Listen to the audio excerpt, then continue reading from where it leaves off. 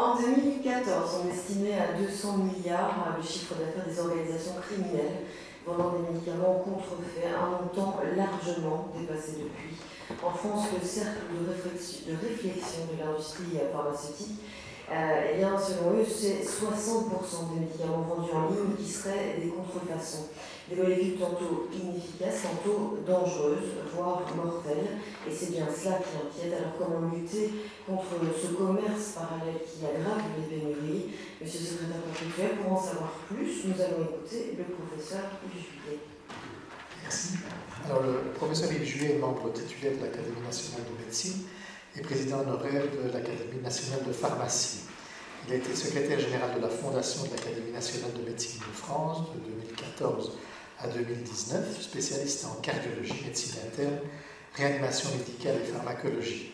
Il a aussi été l'ancien président de la Commission de la politique scientifique, technique et réglementaire de la Fédération européenne des industries du médicament de 1991 à 2002, puis du comité de la politique réglementaire de la Fédération internationale des industries du médicament, c'est-à-dire si nous avons là un spécialiste qui connaît bien ces problèmes.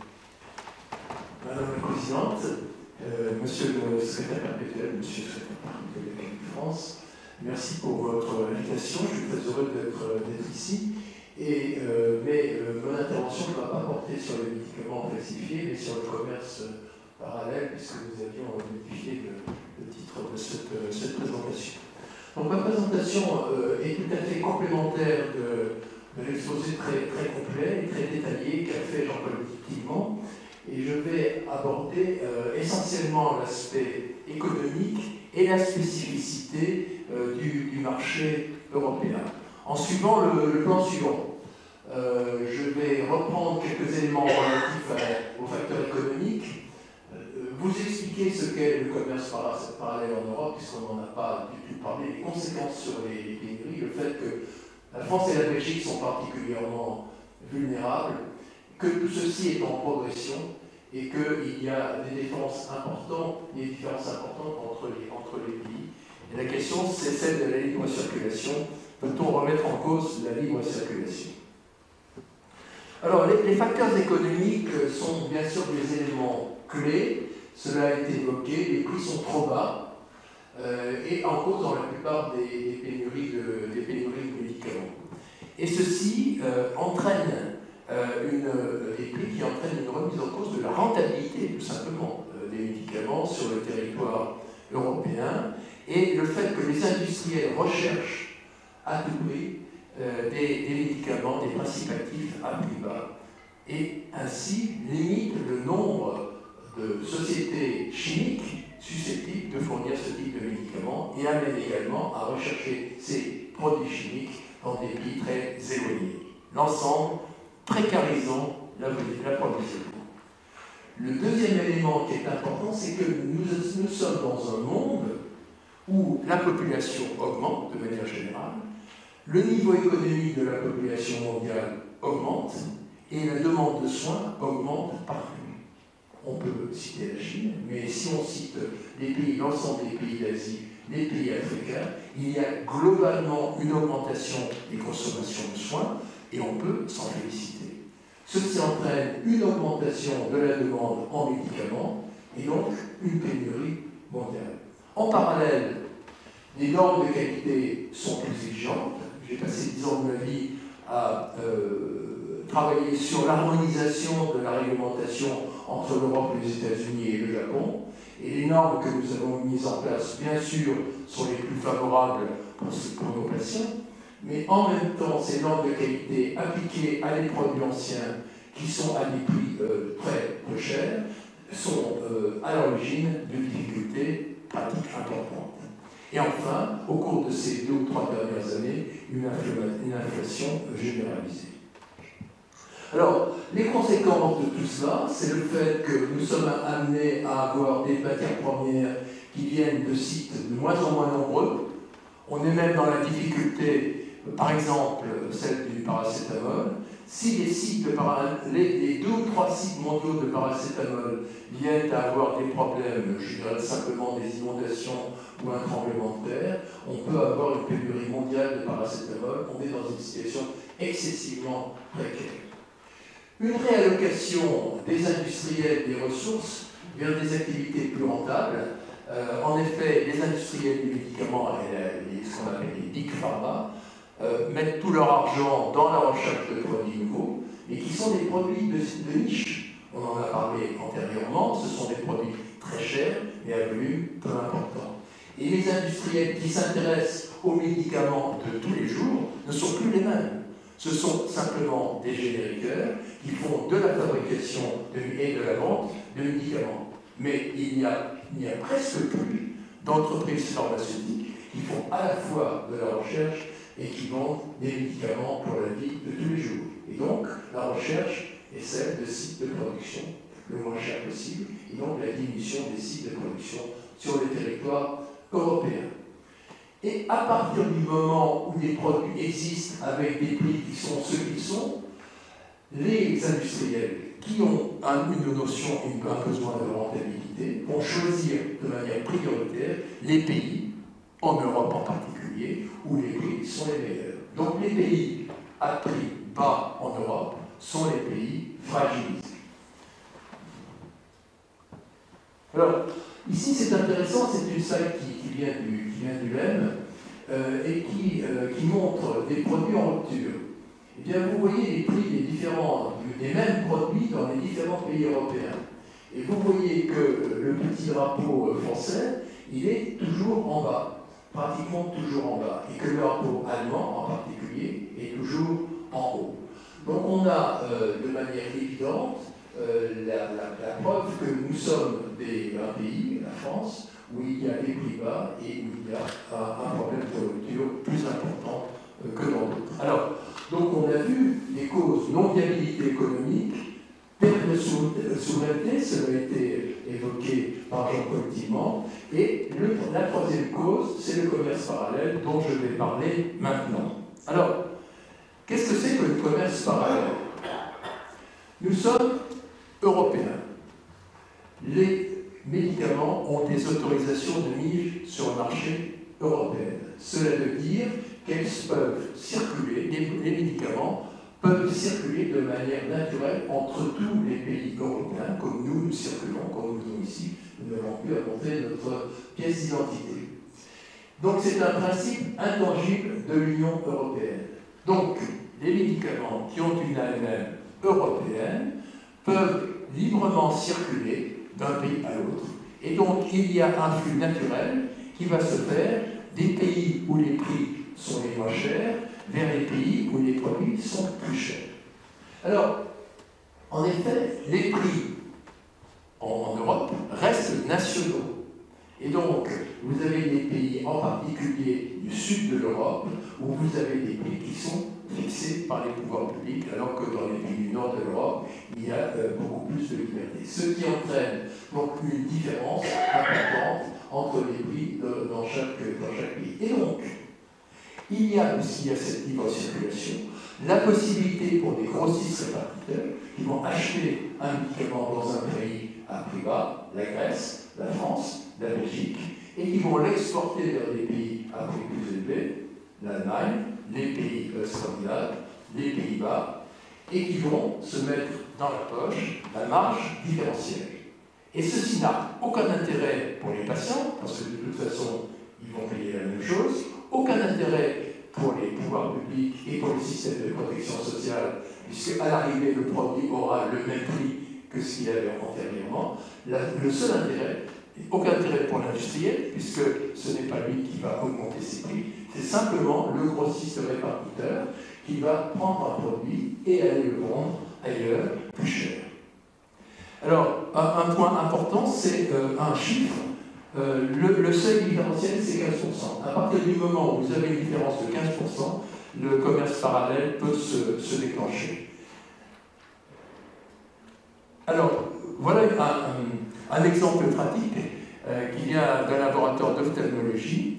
À partir d'un prix qui, vous le voyez en France, 7,50 €, en Belgique 7,85 €, en Allemagne 13 €. Et vous trouvez les pays à prix bas que j'évoquais tout à l'heure.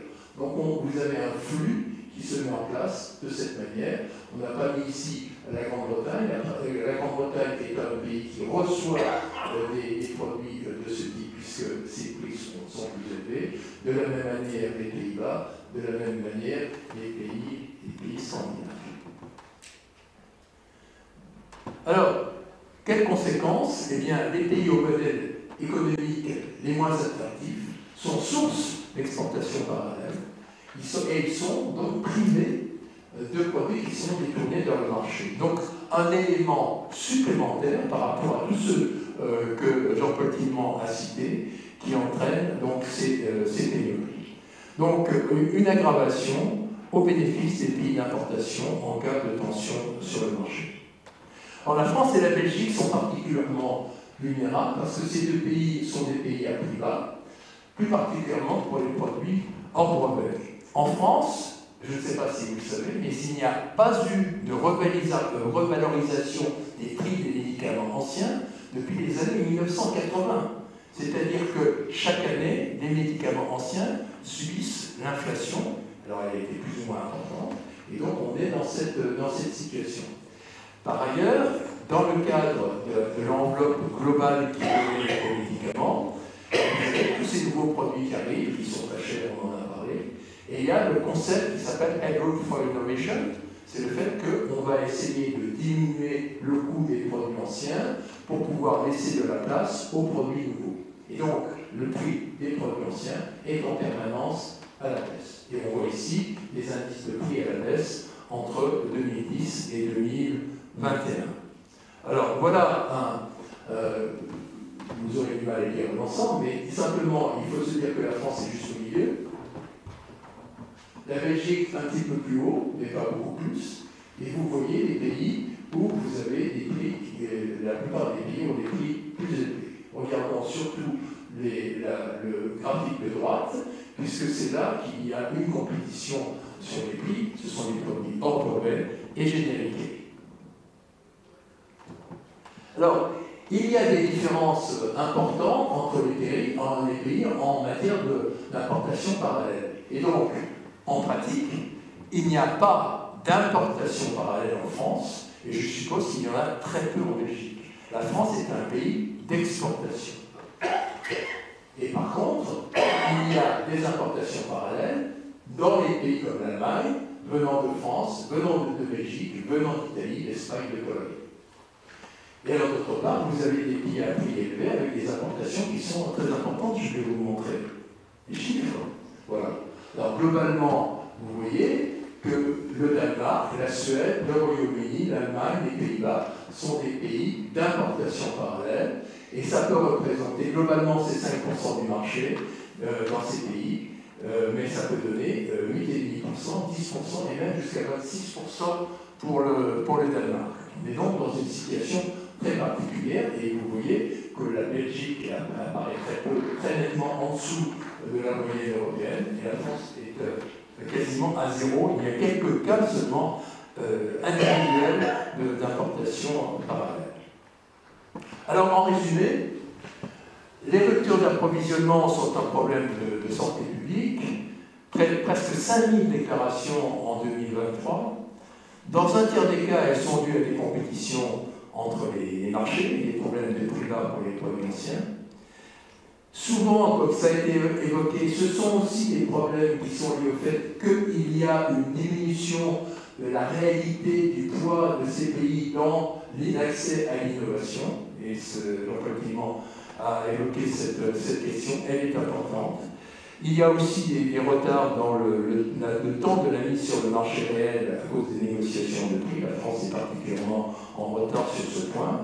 Et le commerce parallèle est un clair facteur d'aggravation. Alors, il faut se poser cette question en conclusion. Est-ce qu'on peut remettre en question la libre circulation? Faut-il la remettre en question? Peut-on la remettre en question? On voit, et on a vu, des effets pervers et des conséquences délétères pour les patients, une absence de gains pour les États membres, pour les systèmes de protection sociale, uniquement un bénéfice commercial pour les distributeurs, une opportunité. Il va y avoir la réforme de la législation européenne qui va être complètement reprise, ce qui nous a été présenté tout à l'heure, va être complètement remis sur le tapis dans les années qui viennent. Une première proposition est sur la table. Mais le dogme de la libre circulation pourra-t-il faire l'objet d'exceptions? Je crains pour ma part qu'on ne puisse pas aller, qu'on n'aille pas dans cette direction. Voilà, je vous remercie pour votre attention.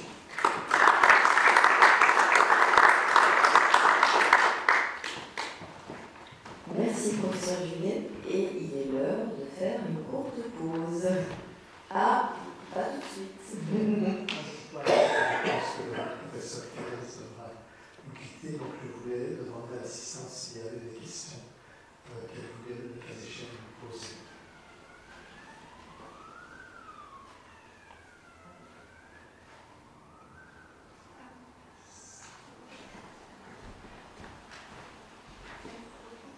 Peut-être que le professeur Calix pourrait nous éclairer sur la dernière question. Oui, je veux bien, c'est intéressant. C'est très intéressant et très complexe la problématique de l'importation parallèle. Pourquoi complexe? C'est un petit peu nuancé, si je peux. Je suis maintenant avocat du diable. Et en fait, le gouvernement belge, par exemple, il y a des importateurs en parallèle en Belgique, mais au moment où ils sont entrés sur le marché avec un produit de notre pays, ils ont été obligés de diminuer le prix public avec 10% d'office. Et ils vont dire, mais c'est une discrimination parce que nous devons acheter ça à l'étranger, on doit aussi payer le marge au grossiste.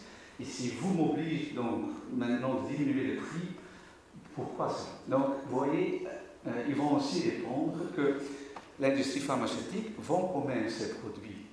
Et la seule différence, c'est qu'un importateur va maintenant le mettre sur le marché dans un autre pays, au lieu de la firme innovante qui a aussi ses propres distributeurs. Donc, ok, c'est vrai que le patient optait. Parfois, le prix est un petit peu plus bas, mais pas toujours, c'est vrai. Mais parfois, l'industrie a aussi un avantage parce qu'on vend quand même les produits.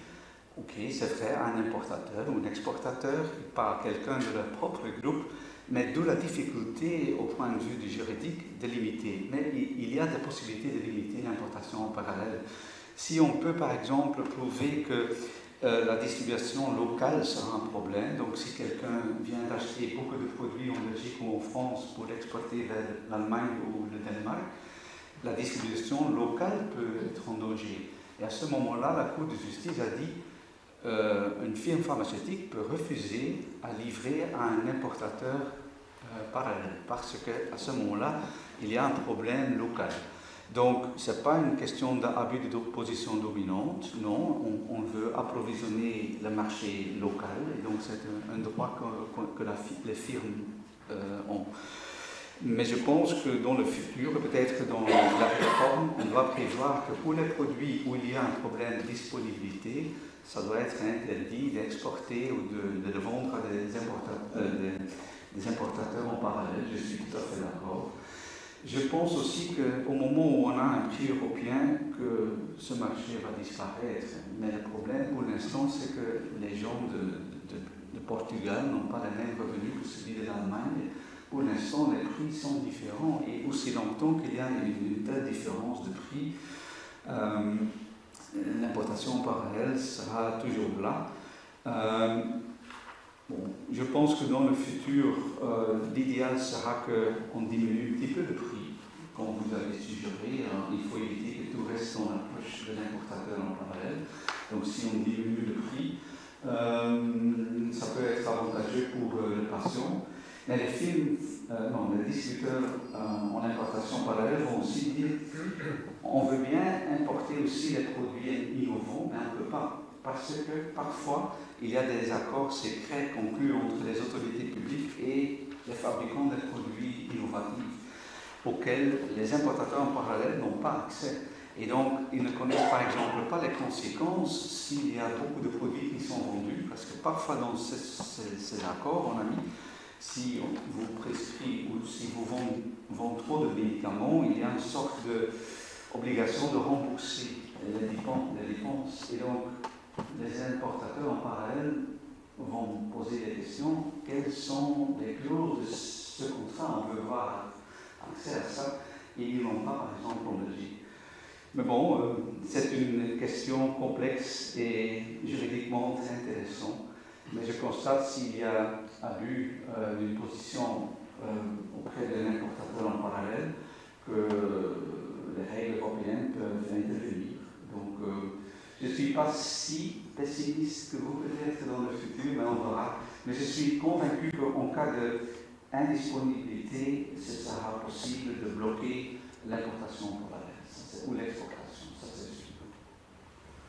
C'est une réponse? Ok. Vous avez encore une question? Excuse me speaking English, and I'm very naive on this topic. If we would have a list of critical medicines, and if we document the shortages, can you not envision that there is some coordination possible between the European countries? So if you have this view, you can see what happens where the drugs are being exported to a better paying country. So then you may allow the companies to, just like with the vaccines in COVID, to go and to present less drugs in the cheaper countries and bring more to the expensive countries. So then the market is kind of corrected. Is this too idealistic? No, it's not. I think transparency will be there, and Europe is trying to do so and to put more pressure on the distributors to make sure that each country has its own medicinal products. So that's what they are doing with the reform of the pharmaceutical package, as well as the European Health Union. So it's a wish, but I think it's something that will be there in a very short period. So it's not so absurd to think about that.